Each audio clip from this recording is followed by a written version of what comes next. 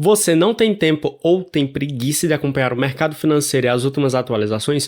Pois fica tranquilo que eu vou mostrar aqui para você bem rápido. Fiz um slide aqui para mostrar para vocês e sem enrolação. Vamos às principais mudanças, principalmente com a reforma tributária que está acontecendo agora no Brasil. Fica tranquilo, não vou falar nada complicado nem nada chato de política, apenas realmente o que importa para você.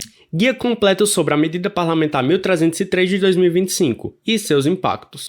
Vamos falar das alterações do governo e o que ele está propondo para a tributação de vários investimentos. E isso é muito importante, porque por diversos anos o Brasil funcionou de uma certa maneira e agora ele vai funcionar de outra. Coisas básicas que eu vou mostrar daqui para frente, como por exemplo a renda fixa, que antes tinha uma certa tabela e agora vai ser totalmente diferente. Fica aí que você vai ver. É bom reforçar que isso é uma proposta e não uma regra, ainda não está definitiva, ainda tem que ter votações, então vamos analisando porque pode até haver alterações. Assim como foi o exemplo dos fundos imobiliários, que eles tentaram aplicar uma certa coisa, só que o mercado se movimentou tanto que eles acabaram retornando, dando um passo para trás, porque viram, não, se eu mexer com isso, talvez o povo se revolte, então vamos manter do jeito que tá. Sem enrolação, vamos usar aqui. O contexto por trás das mudanças vai ter a simplificação, essa é a ideia deles com toda essa questão dessa reforma. Eles prometem que vai reduzir a complexidade do sistema tributário brasileiro, também vai aumentar a arrecadação,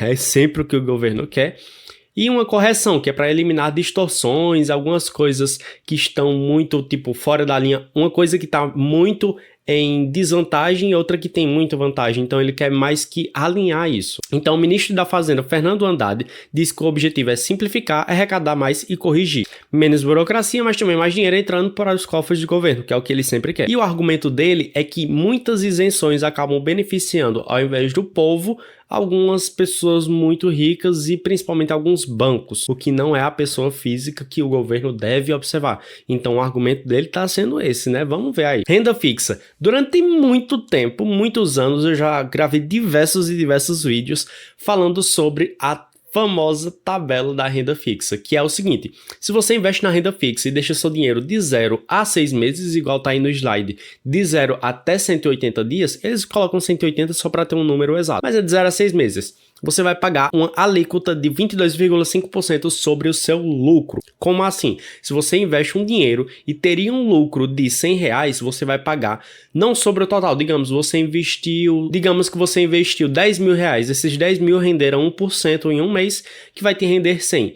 Se você for retirar ali no primeiro mês, você vai pagar essa alíquota de 22,5% sobre o lucro. No caso, sobre 100, você vai retirar apenas R$ 77,5. Então você vai retirar os seus 10 mil e o lucro que seria de 100, você vai retirar apenas 77,5. Enfim, de 6 meses a um ano, a alíquota já desce um pouco mais, vai para 20% apenas. Por quê? Para te incentivar a deixar seu dinheiro aplicado e não gastar.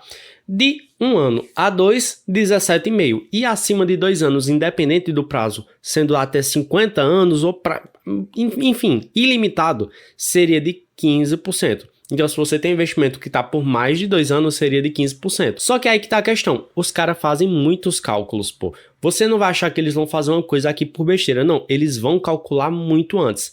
A proposta é que seja uma alíquota única de 17,5%. E aí, com isso, tem muitas pessoas que têm alguns investimentos pingados, elas vão achar bom isso, porque ao invés de elas pagar 22,5% ou 20, seja o caso, elas vão pagar somente 17,5%. Como também vai ter algumas pessoas específicas que têm grandes montantes e faziam isso de maneira bem estratégica e pensada e deixavam por muito mais do que 2 anos para poder pagar a menor alíquota possível. Só que agora essas pessoas possivelmente vão pagar 17,5%. Então o governo sempre vai fazer os cálculos antes de aplicar qualquer coisa. Não vai achando que ele vai fazer uma coisa na doida ali sem pensar, sem fazer um estudo prévio. Vamos ver o que isso vai causar no mercado, o que vai causar na prática, se as pessoas vão começar a investir nos investimentos de renda fixa e começar a tirar o dinheiro com muita velocidade. Porque, que nem eu disse, antigamente aquela outra tabela, ela incentivava quem ficava por mais tempo no título, por mais de 2 anos. LCI e LCA, fim da isenção. Como todos sabem, isso é a letra de crédito do setor imobiliário, que é a LCI, e a LCA é do agronegócio. Você empresta dinheiro para o banco para ele emprestar para um desses dois. Antigamente, essas letras de crédito, elas tinham um benefício de ser 0% de imposto de renda. Sabe essa tabela que eu acabei de falar? Ela só se aplica a CDB, investimento do Tesouro Direto e alguns outros fundos de renda fixa. Mas para LCI, LCA e também o CRI e o CRA, eles têm essa isenção. Só que a partir de agora, eles estão querendo colocar 7,5% na LCI e LCA. E a justificativa é porque está beneficiando muito os bancos. Quem, ao invés de a pessoa, o agricultor ou a pessoa ali do setor imobiliário se beneficiar, quem está levando vantagem, na verdade, é os bancos, segundo o Haddad. Então, com isso, ele colocando esse imposto sobre as LCIs e LCAs, ele está querendo criar um mercado mais justo e tirar o benefício de pessoas que estão se beneficiando muito mais do que deveriam. E aí o que ele falou foi que a ideia é manter algum tipo de estímulo, mas com uma justiça. Meu Deus do céu. E agora falando também sobre o CRI e o CRA, que eu acabei de explicar para você, aparentemente vai manter a isenção do CRI e do CRA, porque se o governo botasse taxa em tudo, realmente eles iam ser muito, assim, taxados, né, pela população. A população ia cair em cima, falando que eles estão taxando tudo e não pode fazer isso.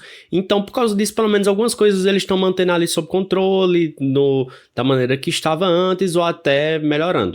Então, CRI, CRA e as debêntures incentivadas vão continuar com tratamento fiscal favorável, apesar do que o governo também queria taxar elas, mas o relator da medida parlamentar, o Carlos Zaratini, acho que defendeu manter a isenção. Foi visto como uma vitória do mercado, principalmente para o setor da infraestrutura. Só que nada impede de que esse ponto volte para as discussões e seja aprovado, né? Porque, como eu disse, ainda está em discussão, tudo isso ainda vai para votação. Eles estão fazendo essas discussões para ver, vai fazer isso, não vai? Vai fazer isso, não vai? Para depois acontecer a votação, vamos fazer isso? Pronto, vamos. E aí sim é aplicado. A gente ainda não chegou nem na fase da votação, então vamos aguardar sobre quais questões serão ainda discutidas. Próxima questão, juros sobre capital próprio, aumento de tributação. Atualmente, para quem tem juros sobre capital próprio, a pessoa vai pagar 15% de imposto. E a proposta é deles aumentarem também para 20%. Vai aumentar 5 pontos percentuais. É quase um aumento de quê? De 33%? É bastante. Então, as empresas que distribuem sobre juros sobre capital próprio, elas vão ter que repensar por onde é que elas vão ter que distribuir seus juros ou qual outra estratégia elas vão adquirir. Com certeza, muitas empresas vão adquirir outras maneiras para poder distribuir. Então, fiquem ligados que com certeza vai aparecer muitas outras alternativas. Ninguém vai pagar imposto à toa. Se a pessoa achar uma brecha, se a pessoa achar qualquer coisa, qualquer questão que seja, ela vai fazer. Então fiquem atentos que pode haver muitas questões que, inclusive, com isso aqui sendo ruim, vai aparecer outras alternativas até melhores, talvez. Ações, mudanças graduais. Para as ações existe imposto? Sim, mas existe em uma certa situação, que é você tem que preencher 2 requisitos. Primeiramente, vender mais do que 20 mil reais em um mês só. E segundo, você tem que ter lucro. Então, se você teve lucro e vendeu mais do que 20 mil em um mês, você pagaria 15% de imposto. E eles estão falando para aumentar esse valor para 17,5%. Só que para equilibrar essa balança, eles também vão aumentar essa taxa de isenção, mas vão aumentar de uma maneira não tão certa. Vocês vão ver aqui que eles não de fato aumentaram, e sim eles colocaram uma nova regra. Ao invés de ser 20 mil reais em um mês, vai ser 60 mil reais no trimestre, ou seja, em 3 meses juntos. Se você acabar em um único mês vendendo 59 mil, mas você ficar parado pelos próximos 2 meses, você não vai pagar esse imposto. Não sei se é dessa maneira exata, mas é mais ou menos isso que eles estão querendo dizer. Isso dá flexibilidade para quem faz algumas operações esporádicas, só que quem lucra muito, quem movimenta muito dinheiro vai acabar pagando mais. Fundos imobiliários aqui, ó, queridinho de muitos, e os fiagros. A isenção preservada finalmente. Dividendos continuam isentos, fundos com mais de 100 cotistas no caso, né? Se tiver menos do que isso, não vai ser isento, porque aí vai ser como se fosse uma relação ali interna de pessoas que se reuniram para comprar um prédio, por exemplo, e uma série de prédios. Mas se tiver mais do que 100 cotistas, aí realmente é um fundo imobiliário, eles classificam. E aí o governo iria tributar eles em 5%, só que acabou recuando porque o mercado se movimentou muito. Muita gente gosta dos fundos imobiliários, tem essa renda como uma renda para escapar das casas de aluguel, é uma renda que não é tão alta porque ela tem uma certa previsibilidade. Então quando os caras chegaram e falaram, vamos botar 5% aqui, rapidamente o mercado se movimentou e falou, não, aqui vocês não vão colocar. E os fiagros também vão acabar preservando esse benefício fiscal por causa das mesmas condições. E aí a gente vai para um resumo das principais mudanças de tudo aqui que eu falei nesse vídeo. Renda fixa. Antes tinha a tabela regressiva de 22,5, que ia para 20, 17,5 e 15, e a proposta de colocar em 17,5% definitivo independente do prazo. LCI e LCA atualmente é isento e eles querem colocar 7,5%. CRI, CRA e debêntures é isento e eles vão manter. Juros sobre capital próprio é 15 e eles querem colocar em 20. Ações é 15 e eles querem colocar em 17,5%, e também vai ter aquela mudança que era 20 mil por mês para isenção e agora vai ser 60 mil a cada 3 meses. E os FIIs é isento e vai continuar isento porque o mercado se movimentou. E novamente aqui, enfatizando, medida parlamentar 1303 de 2025 está em tramitação. O texto pode mudar até a votação final, então não tenham isso como definitivo, mas é o que mais está se aproximando da realidade. A gente vai ver o que é que vai acontecer de fato. Ainda é cedo para você tomar decisão drástica, mas fique atento, porque qualquer movimentação, se você estiver preparado, você consegue pegar um time muito bom de investimento. E também diversifique seus valores que você tem investido, porque isso em qualquer cenário vai ser sempre bom. Bom, é isso, espero que tenham gostado do vídeo e aprendido mais sobre essas atualizações de mercado. É isso, valeu, falou e fui!